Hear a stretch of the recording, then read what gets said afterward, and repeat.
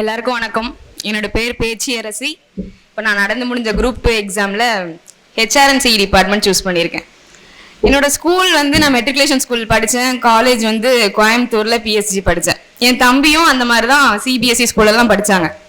இப்போ எதுக்கு நான் இதை இங்கே சொல்கிறேன்னா, எங்கள் வீட்டில் நான் தான் முதல் பட்டதாரி. எங்கள் அப்பா விவசாயம் மட்டும்தான் பார்க்காங்க. அவங்களோட வருமானத்தில் 90% எங்களோட படிப்பில் தான் கொடுத்தாங்க. அதோட பிரதிபலனா தான் இன்னைக்கு நானும் என் தம்பியும் TNPSCல எழுதின ஃபர்ஸ்ட் எக்ஸாமே எங்க 2 பேருக்கும் இதுதான். 2 பேருமே அச்சீவ் பண்ணியிருக்கோம். 2 பேருமே போஸ்டிங் வாங்கியிருக்கோம். இவங்க தான் என்னோட பிரதர்.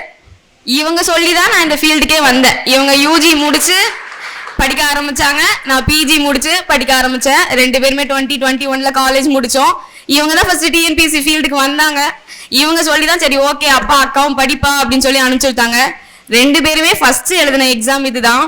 ரொம்ப ஃபோக்கஸ் பண்ணி படித்தோம் வந்துடணும் அப்படின்னு. ஆனால் 2 பேருக்குமே பெருசாக நாலேஜ் கிடையாது TNPSC பற்றி. இவங்க வேற இடத்துல படித்தாங்க, நல்லா ஃபோக்கஸ் பண்ணி படித்தாங்க. 2 பேருக்கும் கிடைச்சிருச்சு. எங்கள் அப்பா வந்து அடிக்கடி சொல்லுவாங்க, லைஃப்ல வந்து வெற்றி தோல்வின்னு ஒன்று கிடையவே கிடையாது, எல்லாமே அனுபவம் தான். அதே மாதிரி எங்கள் லைஃப்ல நடந்த ஒரு நல்ல அனுபவமாக தான் நான் இதை பார்க்குறேன். எந்த துறைக்கு போனாலும் அதுல கடைசி வரை போயிட்டு வந்துடணும். கிடைக்குது கிடைக்காது 2ஆம் பட்சம், அதெல்லாம் நம்ம கடைசியா பாத்துக்கலாம் அப்படின்னு சொல்லுவாங்க. அதனால என்னவோ எங்க 2 பேருக்கும் பெருசா பயம் கிடையாது புதுசா ஒரு விஷயத்துல ட்ரை பண்றதுல.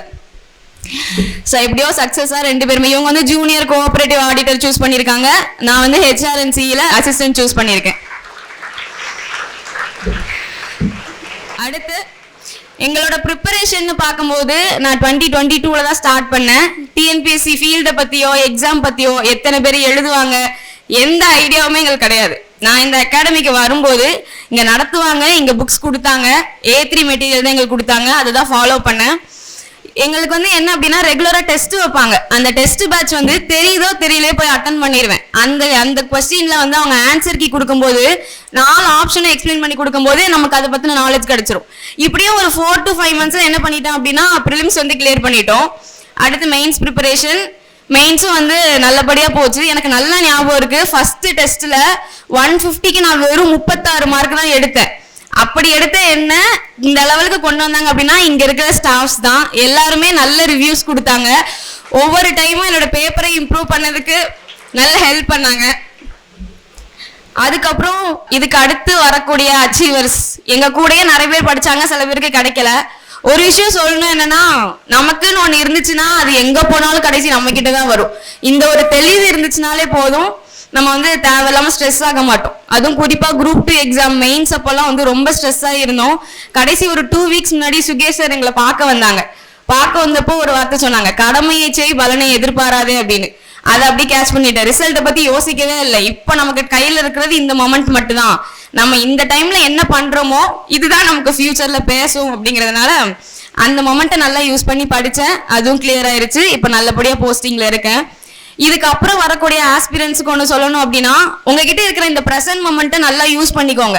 இந்த மொமெண்ட் தான் உங்களுக்கு வேல்யூபிள். அடுத்து என்ன நடக்குங்கிறது யாருக்கும் தெரியாது, அதை பற்றி நம்ம ரொம்ப யோசிக்கவும் கூடாது. இந்த மொமெண்ட் உங்கள் கையில் இருக்கா, புக் எடுத்து படிச்சிருங்க. கன்சிஸ்டண்ட்டாக படிங்க, அதுதான் ரொம்ப ரொம்ப முக்கியம். இந்த கன்சிஸ்டன்சி அப்படிங்கிறது மெயின்டைன் பண்ணணும். என்ன ஆனாலும் சரி, நைட்டு 1 மணி ஆனாலும் சரி, 2 மணி ஆனாலும் சரி, டெய்லி 1 மணி நேரம் படிக்கிறீங்கன்னா அதை படிச்சிருங்க.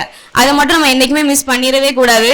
அப்புறம் முக்கியமா வந்து என்ன அப்படின்னா, எனக்கும் இவங்களுக்கும் ஒரே சென்டர் தான் போட்டாங்க மெயின்ஸுக்கு. காலையில போகும்போது வண்டி வந்து பிரேக் டவுன் ஆயிடுச்சு. காலையில எக்ஸாம் போகும்போது கொஞ்சம் வழியில நின்றுட்டோம். அந்த டைம் வந்து இவங்க ஃப்ரெண்டு சுதன் ஒருத்தங்க தான் ஹெல்ப் பண்ணாங்க. அதை நான் கண்டிப்பா இங்க சொல்லி ஆகணும். அன்னைக்கு அவங்க ஹெல்ப் பண்ணலன்னா நாங்கள் கரெக்ட் டைமுக்கு போயிருப்போமான்னு தெரியல. தேங்க்யூ சுதன். அதுக்கப்புறம் இதுக்கப்புறம் படிக்கிறவங்க எல்லாம் நல்லா படிங்க. கண்டிப்பா நீங்களும் இங்க வந்து ஒரு நாள் அச்சீவரா பேசுவீங்க. தேங்க்யூ. சுரேஷ் IAS அகாடமி, வெற்றியின் முகவரி.